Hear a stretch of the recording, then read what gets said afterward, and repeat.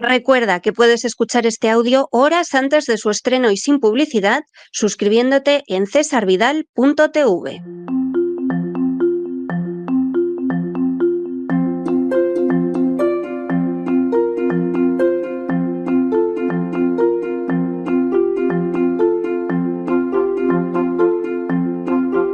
Palabras al aire con Sagrario Fernández Prieto.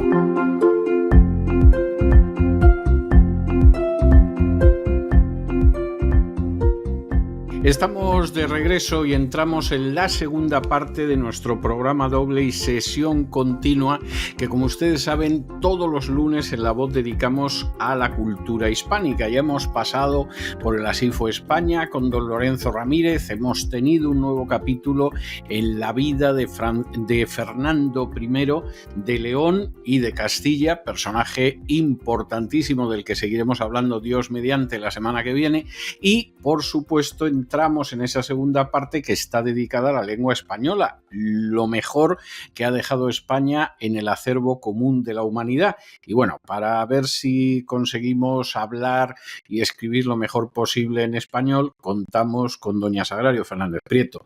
Muy buenas noches, doña Sagrario, ¿qué nos trae usted hoy? Muy buenas noches, don César. Empezamos, como siempre, con la palabra del día, que seguramente muchas personas no conocerán, porque efectivamente el legado del español es muy importante y muy rico. Es la palabra desbornizar. Desbornizar significa arrancar el corcho virgen o bornizo de los alcornoques. ¿Y qué es eso del corcho bornizo? Pues es el corcho que se obtiene de la primera pela de los alcornoques. Hoy hemos aprendido esto porque yo le aseguro que no sabía lo que era desbornizar ni el corcho bornizo. Y continúo ahora con algunas cosas que he ido recogiendo. Por ejemplo, un comentario sobre la dana. Se sigue hablando mucho sobre la dana. Y el otro día un señor en una tertulia dijo que mucha gente se fue a su casa por motu propio. Lo hemos comentado otras veces, pero hay que recordarlo. No es motu propio. Aunque nos suene natural y bien, motu propio, pues no, es motu propio, con dos R's, una en pro y otro en pri, propio. Y motu propio es una locución latina que significa literalmente con movimiento propio. Es una locución adverbial y quiere decir que se hace algo libre y voluntariamente o por iniciativa propia. Los sinónimos de motu propio, pues sería fundamentalmente uno que es voluntariamente. Mucha gente se fue a su casa voluntariamente. Y ya que estamos con lo de la dana, vamos a recordar que es un acrónimo porque hay mucha gente que no lo sabe, como se habla tanto de todo lo que ha pasado todavía, y mucha gente piensa que es una palabra que tiene su significado como cualquier otra, pero no saben ni la procedencia ni lo que quiere decir realmente. Saben los efectos, lamentablemente, pero no saben que es un acrónimo que significa depresión aislada en niveles altos. De ahí estas 4 letras, depresión aislada en niveles altos. Es un término de la meteorología que significa una depresión en niveles altos de la atmósfera que, aislada de la circulación general atmosférica, se mueve de forma independiente y puede producir grandes perturbaciones con precipitaciones muy intensas, como lamentablemente hemos podido comprobar. En realidad, esta palabra es un acrónimo, es decir, que tiene una configuración que permite su pronunciación como una palabra sola, igual, por ejemplo, que ovni. Ovni significa objeto volador no identificado. Tenemos muchas más palabras de este tipo. Y ya que estamos, vamos a explicar de dónde procede acrónimo, porque procede del griego. Son muy interesantes las palabras que proceden del griego acro, de la raíz acros, que es lo más elevado, superior, extremo. Y es un elemento compositivo que significa, como hemos dicho, extremo, como en acromegalia, como en acrópolis o como en el mismo acrónimo.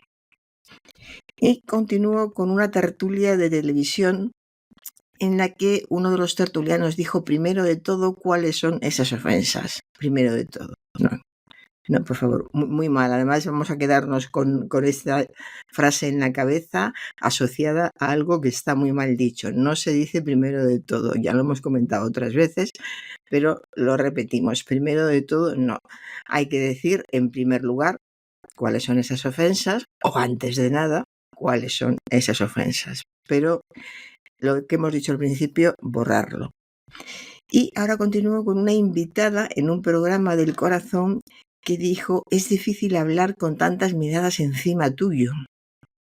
Este problema con los pronombres no se resuelve nunca. Es difícil hablar con tantas miradas encima de ti, o sobre ti, o dirigidas a ti, pero no encima tuyo. Este es un uso muy vulgar que debe evitarse en la lengua culta, y hay que utilizar otros adverbios, pues detrás de ti, debajo de ti, pero nunca detrás mío, encima suya y cosas parecidas, y digo cosas a propósito, jamás.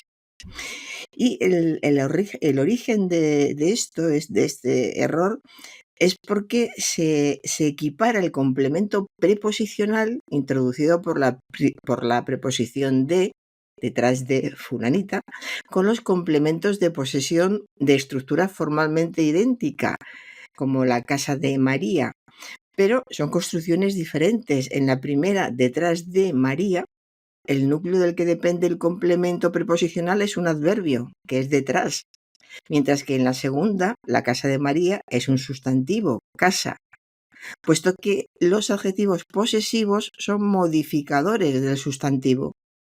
Solo si el complemento encabezado por de depende de un sustantivo puede sustituirse sin problemas por un posesivo. Por ejemplo, la casa de María sería lo mismo que su casa o la casa suya. Quizá esto ha sido un poquito largo, ya no lo haré más. Y continúo con algo oído en el metro a una joven que iba sentada enfrente de mí, y la oí que decía por teléfono, es que estoy en mi prime. En prime, pues resulta que es una locución adverbial y se refiere respecto a una persona que está en su mejor momento. Hombre, se puede intuir sobre todo por el contexto, por lo que estaba diciendo la joven, pero yo nunca había escuchado a nadie decir estoy en mi prime. No es tan largo decir estoy en muy buen momento, estoy en un momento estupendo, en fin, hay muchas formas de decirlo, pero aquí tenemos otra vez un término inglés con una sola palabra y que expresa muy bien lo que quieren decir en algunas ocasiones. Pues eso, estoy en un momento estupendo, estoy en prime. Dicen, porque nosotros no lo vamos a decir. Vamos a procurar seguir diciendo estoy en mi mejor momento o estoy estupendamente, que también serviría con un adverbio, estoy estupendamente. Y ahora una señora en una entrevista de televisión, fíjese, don César dijo, yo soy sapiosexual. Sapiosexual, bien. Ni siquiera dijo sabio sexual. No. A lo mejor es que ella pues tiene su culturita y pensó pues de sapiente o de sapiencia o algo por el estilo. Pero así, tal cual lo dijo. Por lo menos sapiosexual hubiera sido absurdo y ridículo, pero sapiosexual ya fue el colmo. Entonces, no hay por qué decirlo en una sola palabra. A la gente le gusta mucho, sobre todo a personas que se mueven en los medios de comunicación, les gusta mucho decir palabras que notan ellos ya en el entorno, dicen, hay alguien que dice, pero ¿qué estás diciendo? ¿Pero eso qué es? Y entonces se crecen, pues es una palabra es como si dijeran, la he inventado yo, es mía, sapiosexual, porque sé mucho de lo sexual, porque si hubiera dicho sabiosexual es que sería sabia sobre lo sexual. Bueno, hay que agradecerle que no llegara a considerarse sabia, pero bueno, sapiente, que es de donde podría proceder ese sapio, del principio tampoco es que fuera. Entonces, no hay que dejar de decir estas cosas. Y además lo peor es que son programas que ve mucha gente. Así que cualquier palabra, además de este tipo y con este contexto, se repite después. Eso es lo malo. Y tengo aquí la palabra sobreentender, que alguien de mi entorno me ha dicho, comenta esto que lo he visto escrito y está mal. Y es sobreentender con 2 es. Pues resulta que es correcto. Se puede decir o escribir sobreentender en una sola palabra y sin doble E, sobreentender, 4 sílabas. Y sobreentender, donde habría 1, 2, 3, 4 y 5 sílabas con 2 es en el centro. Sobreentender. Es entender algo que no está expreso, pero que no puede menos de suponerse según lo que antecede o la materia de que se trata. Hay un sinónimo que utilizamos mucho más, hay más de uno, que son presuponer, deducir y ya más cultos, intuir, colegir, inferir, etcétera. Pero es correcto, sobreentender con 2 es correcto. Y ahora vamos a hablar de, primero la palabra tabardo, que la he oído hace poco. Parece que ya se ha acabado el invierno, pero no hay que guardar el tabardo. Escuché. El tabardo es una prenda de abrigo ancha y larga, de paño tosco, con las mangas bobas se llama, que se usa en el campo. Sería sinónimo de abrigo, gabán, chaquetón, capote, zamarra. Es como una prenda de abrigo muy, muy vasta. Y los sinónimos, como ya he dicho, son todos estos. Abrigo, gabán. Gabán es una palabra que siempre me ha gustado mucho. Gabán recuerda a nuestros padres, a nuestros abuelos. Y hablando de todos estos sinónimos, tenemos la palabra gabardina, con la que voy a cerrar hoy. La gabardina es una prenda de abrigo impermeable, como sabemos. Antiguamente no se utilizaba porque los aldeanos usaban una capa llamada tabardina, que viene de tabardo o capa castellana. En otras ocasiones utilizaban un gabán, del árabe gabá, una capa de caballero. Cuando nació la nueva prenda impermeable, los castellanos mezclaron ambas palabras, gabán y tabardina, y de aquí nació la voz gabardina. Y con la gabardina termino, don César. Me parece que es un final muy abrigado, sinceramente, y muy protegido y muy bien traído. Previsor por si llueve. Por lo que pueda ser, me parece muy bien. Bueno, yo le voy a dejar con Dana, pero no con la de Valencia, sino con otra Dana. De allá, fíjese usted si viene la cosa de lejos, del año 1970, 1970, que yo era un niño y apareció una irlandesa que se llamaba Dana en Eurovisión, que entonces era un festival relativamente tolerable y no lo que ha venido años después. Y entonces cantaba una canción que se llamaba All Kinds of Everything, que sería todas las cosas de todo, ¿no?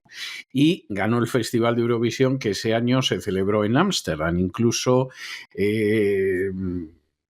hubo una versión en español, porque en aquel entonces cada vez que alguien ganaba en Eurovisión, aunque fuera un francés o un inglés o lo que fuera, para sacar adelante la canción en España la tenía que grabar en español. Esto dejó de hacerse hace mucho tiempo, pero en los 60 y todavía inicios de los 70 era normal. Y recuerdo que en la versión en español, que la he estado buscando y no la he encontrado, mire usted qué pena, pues una de las cosas que decían en el estribillo era: cosas románticas me hablan de ti. Ah, sí. ¿Le suena la cancioncilla? Sí, me ¿no? suena, sí. Bueno, entonces es una cancioncilla, era muy bonita, como pasaba en Eurovisión, había veces que ganaba el festival canciones espantosas, pero generalmente eran bonitas, por lo menos tenían una cierta melodía, eran agradables, suaves, supongo que también como era la época. Y entonces Dana ganó ese festival en el año 1970 y es con la Dana que yo la voy a dejar hoy y la voy a despedir hoy, ¿eh? O sea que hasta el jueves, Dios mediante. Estupendo, muchas gracias, don César. Y con estos compases románticos de Dana, pero Dana la irlandesa, la que ganó en el año 70 en Eurovisión, que hablaba de esas cosas románticas que me hablan de ti, pues con esos compases tan dulces y tan románticos hemos llegado al final de nuestra singladura de hoy del programa La Voz. Esperamos que se hayan entretenido, que lo hayan pasado bien, que incluso hayan aprendido una o dos cosillas útiles. Y los emplazamos para mañana, Dios mediante, en el mismo lugar y a la misma hora. Y como siempre, nos despedimos con una despedida sureña. God bless you. Que Dios los bendiga. El programa La Voz es una producción de Artorius Incorporated y al amparo del derecho a la libertad de expresión. No se hace responsable de las opiniones vertidas en el curso del mismo.